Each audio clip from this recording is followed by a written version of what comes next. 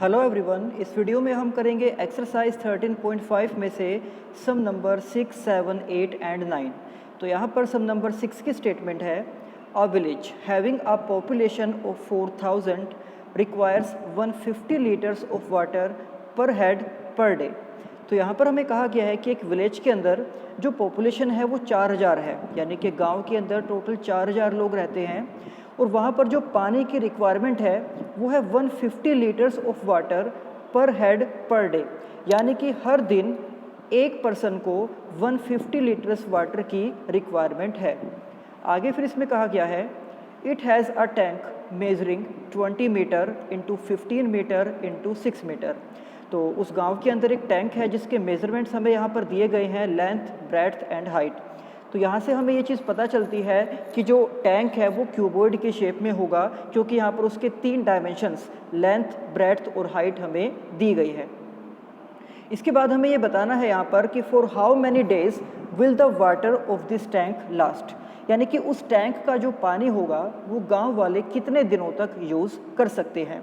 तो इसके सोल्यूशन में हम यहाँ पर लिखेंगे कि here L equals to 20 metre, यानी कि उस टैंक की जो लेंथ है वो 20 मीटर, ब्रेड्थ 15 मीटर और उसकी जो हाइट है वो है 6 मीटर। इसके बाद जो उस गांव की पॉपुलेशन है वो है 4000 की। Population of the village equals to 4000 और वहाँ पर एक आदमी को एक दिन में 150 लीटर्स वाटर की रिक्वायरमेंट होती है। तो अब हम ये काउंट करेंगे कि उस पूरे गांव में जितने भी लोग रहते हैं वो एक दिन के अंदर कितना पानी कंज्यूम करते हैं, यानी कि कितना पानी यूज़ करते हैं। तो जैसे कि हमें गिवन है कि उस गांव की जो पॉपुलेशन है वो है 4000 और एक आदमी एक दिन में 150 लीटर्स वाटर का यूज़ करता है, तो इसलिए एक दिन की वाटर की कंजप्शन फाइंड आउट करने के लिए हम 4000 को 150 से मल्टीप्लाई कर देंगे। So water consumed by 4000 persons in one day equals to 4000 multiply 150। और जैसे कि यहाँ पर जो पानी की रिक्वायरमेंट है वो हमें दी गई थी लीटर्स में, तो इस तरह से ये भी हमारे पास इसकी यूनिट हो जाएगी लीटर्स। बट आप देख सकते हो कि उस टैंक के जो डायमेंशंस हमें दिए गए हैं वो मीटर्स में दिए गए हैं, यानी कि जब हम उसका वॉल्यूम फाइंड आउट करेंगे तो उसकी यूनिट हो जाएगी क्यूबिक मीटर। तो इसीलिए पानी की इस रिक्वायरमेंट को भी हम क्यूबिक मीटर में ही कन्वर्ट करेंगे। और जैसे कि इससे पहले वाली वीडियो में मैंने आपको बताया था कि 1 लीटर को क्यूबिक मीटर में कन्वर्ट करने के लिए हम उसको 1000 से डिवाइड कर देते हैं, यानी कि 1 litre equals to 1/1000 cubic metre. तो इसलिए ये जो पानी का कंजप्शन है, यानी कि एक दिन में जो 4000 लोग पानी का यूज़ करते हैं उसको हम डिवाइड करेंगे 1000 से और अब इसकी यूनिट हो जाएगी क्यूबिक मीटर। तो यहाँ पर 3 जीरोस से ये 3 जीरोस कैंसिल आउट हो जाएंगी और हम 4 से मल्टीप्लाई करेंगे 150 को, जिनका प्रोडक्ट हमारे पास आ जाएगा 600 क्यूबिक मीटर। यानी कि उस गांव के अंदर एक दिन में इतना पानी कंज्यूम किया जाता है, इतना पानी यूज़ किया जाता है। तो अब जो टैंक के मेजरमेंट हमें दिए गए थे, अब हम उस टैंक की भी वॉल्यूम को फाइंड आउट करेंगे, यानी कि volume that means capacity. The capacity of the tank, यानी कि हम ये फाइंड कर रहे हैं कि उस टैंक के अंदर कितना पानी आ सकता है, जिसके लिए हमें उसके वॉल्यूम यानी कि कैपेसिटी को फाइंड आउट करना होगा, जिसके लिए फॉर्मूला होता है length multiply breadth multiply height, यानी कि L into B into H. So 20 into 15 into 6 cubic metre, ये उस टैंक की कैपेसिटी यानी कि उसका वॉल्यूम है। तो अब ये फाइंड आउट करने के लिए कि गांव वाले उस टैंक के पानी को कितने दिनों तक यूज़ कर सकते हैं, यानी कि रिक्वायर्ड नंबर ऑफ डेज, इसके लिए हम यहाँ पर उस टैंक की वॉल्यूम को पानी के एक दिन के कंजम्पशन से डिवाइड कर देंगे। तो यहाँ पर हम ऊपर लिखेंगे उस टैंक की वॉल्यूम को 20 इंटू 15 इंटू 6।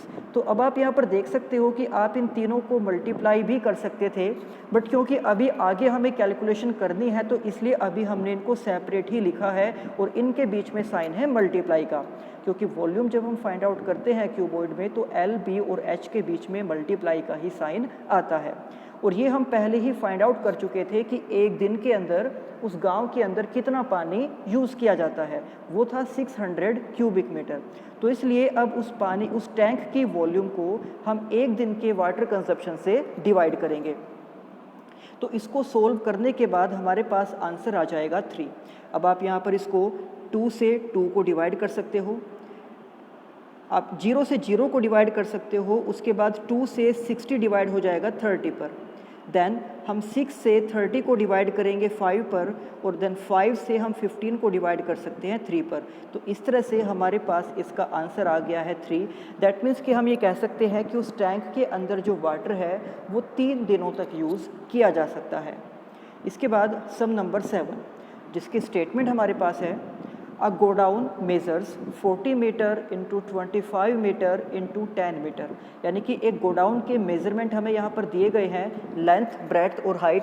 दैट मीन्स वो गोडाउन एक क्यूबॉइड की शेप में होगा। आगे इसमें कहा गया है, find the maximum number of wooden crates each measuring 1.5 metre into 1.25 metre into 0.5 metre.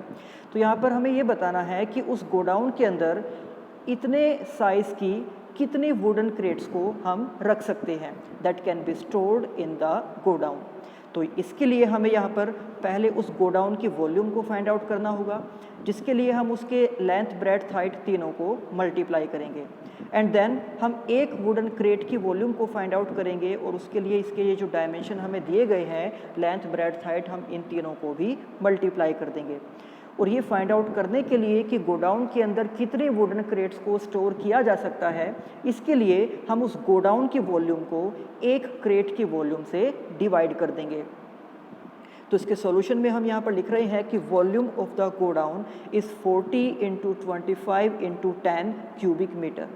आप इन तीनों को मल्टीप्लाई भी कर सकते हो, या फिर अभी आप इसको सेपरेट भी रख सकते हो, क्योंकि हमें अभी आगे भी कैलकुलेशन करनी है। इसी तरह से volume of one wooden crate, यानी कि एक क्रेट की वॉल्यूम के लिए 1.5 इंटू 1.25 इंटू 0.5, और इसकी भी यूनिट हो जाएगी क्यूबिक मीटर।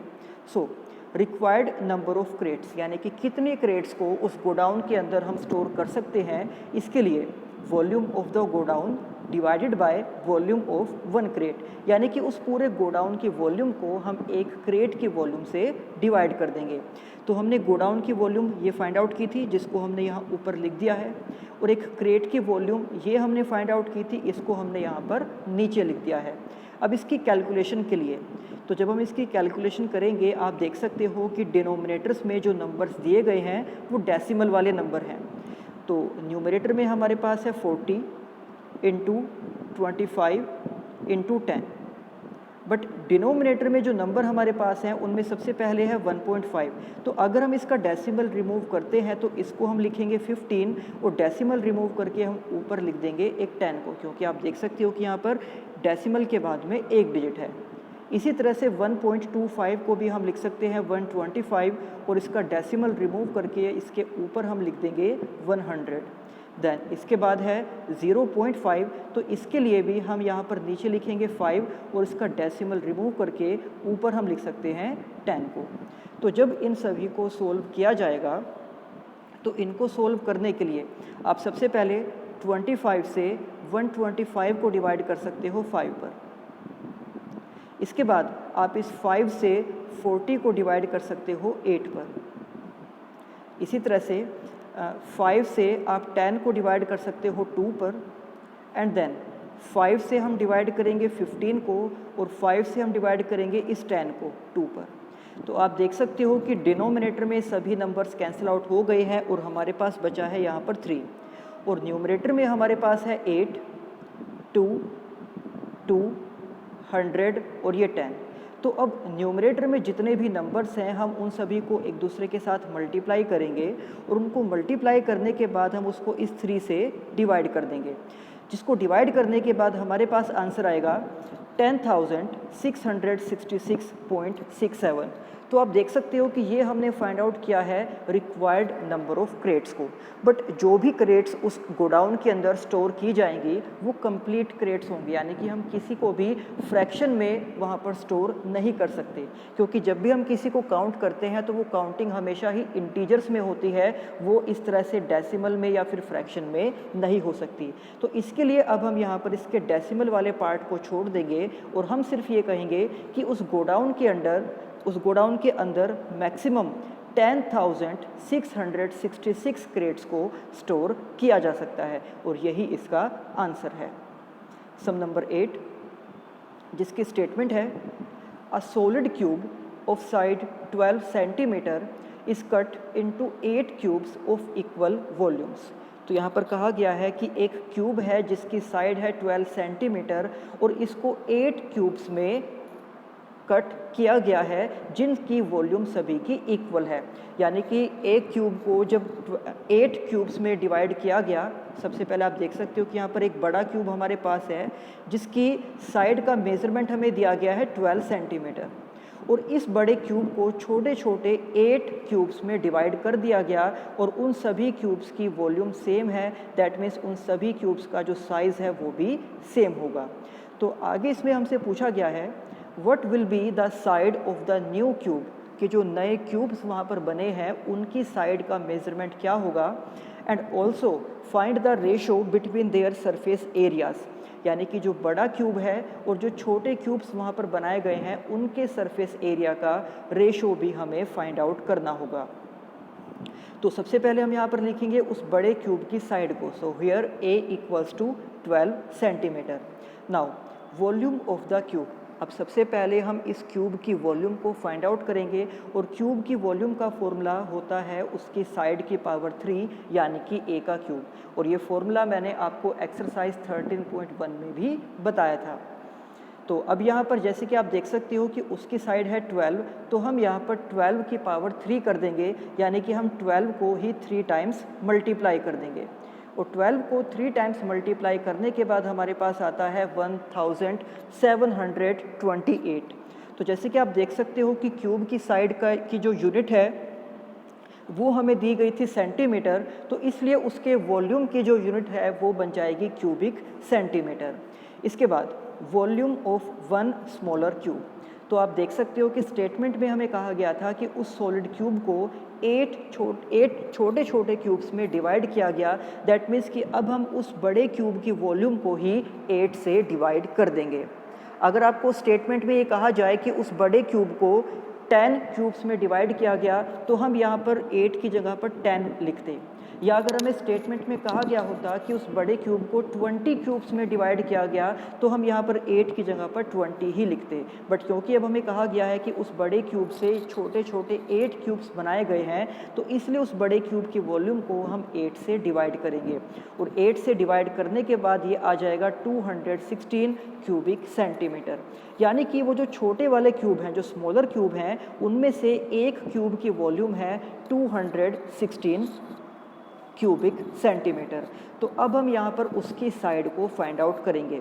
तो जैसे कि आपको पता है कि क्यूब के वॉल्यूम का फॉर्मूला होता है उसकी साइड की पावर 3, यानी कि जो 216 है ये उसकी साइड की पावर 3 करने पर आया है। तो अगर आप उस छोटे वाले क्यूब की जो साइड है अगर आप उसको कैपिटल A से डिनोट करते हो, तो हम यहाँ पर लिख सकते हैं कि a की पावर 3 इक्वल्स टू 216, क्योंकि ये वॉल्यूम का फॉर्मूला होता है और ये हमने यहाँ पर उस छोटे क्यूब की वॉल्यूम को फाइंड आउट किया था, इसलिए वॉल्यूम के फॉर्मूले को हम उस क्यूब की वॉल्यूम से कंपेयर करेंगे।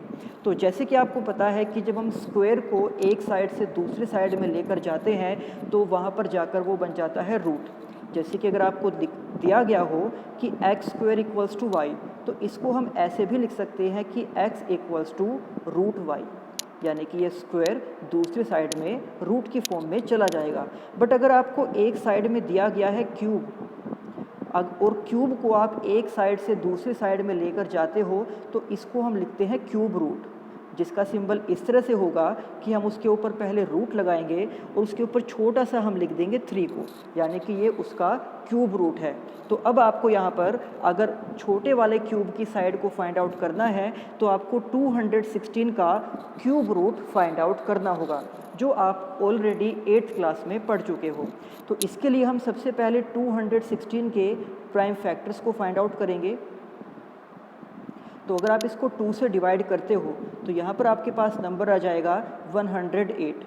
अगेन जब आप इसको 2 से डिवाइड करते हो तो आपके पास आ जाएगा 54। देन अगेन जब आप इसको 2 से डिवाइड करोगे तो आपके पास आ जाएगा 27। इसी तरह से हम इसको कंटिन्यू करते हैं तो अब ये 3 से डिवाइड होगा 9 पर, और फिर इसके बाद हम 9 को डिवाइड कर सकते हैं 3 से, और ये 3 पर ही डिवाइड हो जाएगा और देन 3 खुद 3 से ही डिवाइड होगा। दैट मीन्स कि 216 के जब हमने प्राइम फैक्टर्स फाइंड आउट किए हैं तो इसमें 3 टाइम्स 2 आया है और 3 टाइम्स ही 3 आया है। आप देख सकते हो कि 1, 2 एंड 3, यानी कि 216 को इस तरह से लिखा जा सकता है कि 2 into 2 into 2 into 3 into 3 into 3। और जब भी आपको किसी नंबर का क्यूब रूट फाइंड आउट करना होता है तो उस नंबर के जो प्राइम फैक्टर्स हैं उसमें हम 3-3 नंबर्स के पेयर बनाते हैं और उसके बाद हर एक पेयर में से एक नंबर को हम बाहर निकालते हैं और उनको फिर हम मल्टीप्लाई करते हैं। तो 2 इंटू 3 यानी कि 6। तो इस तरह से 216 का जो क्यूब रूट है वो बन गया है 6, यानी कि उस छोटे वाले क्यूब की जो साइड है वो 6 सेंटीमीटर हो जाएगी।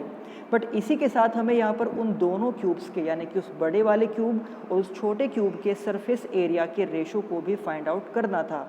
तो अब हम यहाँ पर लिखेंगे कि total surface area of the bigger cube equals to, और किसी भी क्यूब के टोटल सरफेस एरिया का फॉर्मूला होता है 6 इंटू ए स्क्वायर, यानी कि 6 और उसके साथ में ही उसकी साइड का स्क्वायर। तो जैसे कि आपको पता है कि ये हमें स्टेटमेंट में ऑलरेडी दिया गया था कि बड़े वाले क्यूब की साइड है 12, यानी कि हम यहाँ ए की जगह पर 12 को पुट कर सकते हैं। और जैसे कि यहाँ पर आप देख सकते हो कि 12 का स्क्वायर है, यानी कि 12 को अब हम लिखेंगे 2 टाइम्स, तो ये बन जाएगा 6 इंटू 12 इंटू 12। तो आप इनको मल्टीप्लाई भी कर सकते हो या फिर आप इसको एज इट इज़ भी रख सकते हो, क्योंकि अभी आगे भी कैलकुलेशन करनी है। इसी तरह से जो स्मॉलर क्यूब है यानी कि जो छोटे वाला क्यूब है उसकी वॉल्यूम को, उसके सरफेस एरिया को फाइंड आउट करने के लिए भी हम सेम यही फॉर्मूला यूज़ करेंगे 6 इंटू ए स्क्वायर, बट उसकी साइड को हमने यहाँ पर रिप्रेजेंट किया था कैपिटल ए से, तो इसलिए 6 इंटू कैपिटल ए स्क्वायर। और उसकी साइड को फाइंड आउट किया था हमने 6 सेंटीमीटर, तो इसलिए यहाँ पर उसकी साइड को हम 6 पुट कर देंगे। और जब आप 6 के स्क्वायर को ओपन करोगे यानी कि यहाँ पर ये आ जाएगा 2 टाइम्स। तो इस तरह से बड़े वाले क्यूब का टोटल सरफेस एरिया है 6 इंटू 12 इंटू 12 और छोटे वाले क्यूब का टोटल सरफेस एरिया है 6 इंटू 6 इंटू 6। और इन दोनों का रेशोज़ फाइंड आउट करने के लिए आपको इसको इससे डिवाइड करना होगा। तो यहाँ पर आप 6 से 6 को डिवाइड कर सकते हो, 6 से 12 को डिवाइड कर सकते हो 2 पर, और इस 6 से भी 12 को डिवाइड कर सकते हो 2 पर। देन 2 इंटू 2 यानी कि 4, और डिनोमिनेटर की सभी टर्म्स कैंसिल आउट हो गई हैं, इसलिए यहाँ पर बचेगा 1। दैट मीन्स कि उन दोनों क्यूब्स के सरफेस एरिया का रेशो है 4:1, और यही इस सम में हमें फाइंड आउट करना था। इसके बाद है सम नंबर 9, जिसके स्टेटमेंट है अ रिवर 3 मीटर डीप, यानी कि एक रिवर है, एक नदी है जिसकी गहराई, जिसकी डेप्थ है 3 मीटर एंड 40 मीटर वाइड, उस नहर की चौड़ाई है 40 मीटर, is flowing at the rate of 2 kilometre per hour. और उस नदी के अंदर, उस रिवर के अंदर जो पानी बह रहा है उसकी स्पीड हमें दी गई है 2 किलोमीटर पर आवर। तो हमें यहाँ पर ये फाइंड आउट करना है कि how much water will fall into the sea in a minute, कि 1 मिनट के अंदर उस रिवर में से कितना पानी सी यानी कि समुद्र के अंदर गिर जाएगा। तो दैट मीन्स कि हमें यहाँ पर उस पानी की वॉल्यूम को फाइंड आउट करना है जितना पानी नदी में से समुद्र में जाता है, और जिसके लिए हमें उस रिवर यानी कि उस नदी की वॉल्यूम को फाइंड आउट करना होगा। तो अब आप यहाँ पर देख सकते हो कि उसके 3 डायमेंशंस दिए गए हैं। दैट मीन्स कि जो रिवर है उसको हम एक क्यूबॉइड के शेप में मानकर चलेंगे, जिसकी ब्रेड्थ हमें दी गई है 40 मीटर, जिसकी डेप्थ या फिर आप कह सकते हो कि उसकी हाइट हमें दी गई है 3 मीटर, और पानी का जो फ्लो है वो हमें दिया गया है 2 किलोमीटर पर आवर। तो अब आप यहाँ पर देख सकते हो कि उसकी डेप्थ मीटर्स में दी गई है, उसकी विड्थ भी मीटर्स में ही दी गई है। तो जो वाटर फ्लो की स्पीड है किलोमीटर में, उसको भी हम मीटर में ही कन्वर्ट कर लेंगे। तो आपको पता है कि 1 किलोमीटर को मीटर में कन्वर्ट करने के लिए हम उसको 1000 से मल्टीप्लाई करते हैं, यानी कि 1 kilometre equals to 1000 metre.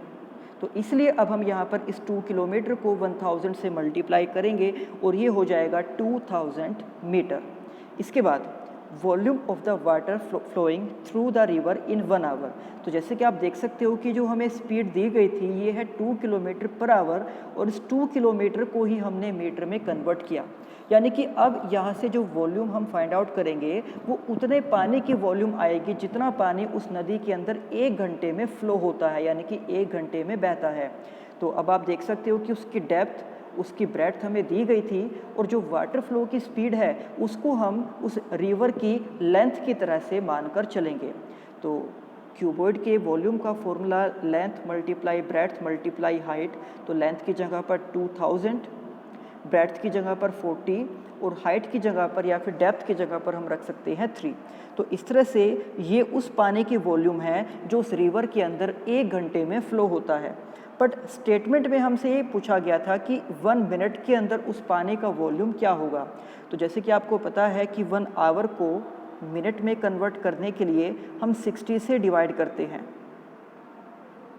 1 our equals to 1/60 minutes. तो इसलिए हम इस वॉल्यूम को भी 60 से डिवाइड करके इसको 1 घंटे से 1 मिनट में कन्वर्ट कर सकते हैं। तो अब इसको सोल्व करने के बाद हमारे पास इसका आंसर आ जाएगा 4000। आप यहाँ पर 3 से 60 को डिवाइड कर सकते हो 20 पर। इसके बाद 0 से 0 कैंसिल आउट हो जाएगा, और 2 से 200 डिवाइड हो जाएगा 100 पे। देन 100 को 40 से मल्टीप्लाई करके हमारे पास आ गया है 4000 क्यूबिक मीटर। दैट मीन्स कि हम ये कह सकते हैं कि 1 मिनट के अंदर 4000 क्यूबिक मीटर पानी नदी में से समुद्र के अंदर गिरता है, और यही इस सम में हमें फाइंड आउट करना था। तो ये थे एक्सरसाइज 13.5 के सम नंबर 6, 7, 8 एंड 9, और इसी के साथ हमने इस एक्सरसाइज को कंप्लीट कर लिया है। अब नेक्स्ट वीडियो में हम स्टार्ट करेंगे एक्सरसाइज 13.6 को। तब तक आप इस एक्सरसाइज की अच्छे से प्रैक्टिस करना। तो मिलते हैं आपसे नेक्स्ट वीडियो में। Thank you.